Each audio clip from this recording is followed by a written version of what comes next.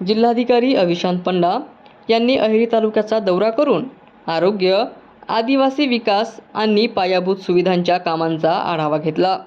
महिला व बाल रुग्णालयाची पाहणी करताना रिक्त डॉक्टर पदे भरण्यासाठी पाठपुरावा, फायर व विद्युत सुरक्षा ऑडिट तसेच छताची गळती दुरुस्ती करण्याच्या सूचना दिल्या।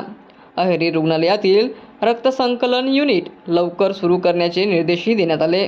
यासोबतच आल्लापल्लीतील संरक्षण भिंत व नाला सरळीकरण, आल्लापल्ली सिरोंचा राष्ट्रीय महामार्ग आणि कमलापूर हत्ती कॅम्प परिसरातील रस्ते व पार्किंगच्या कामांची पाहणी केली।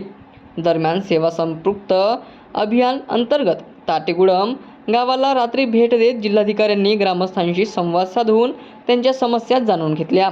दुर्गम भागातील नागरिकांना शासकीय सेवा प्रभावीपणे मिळाव्यात आणि प्रलंबित विकास कामांना गती द्यावी अशी सूचना त्यांनी अधिकाऱ्यांना यावेळी दिल्या।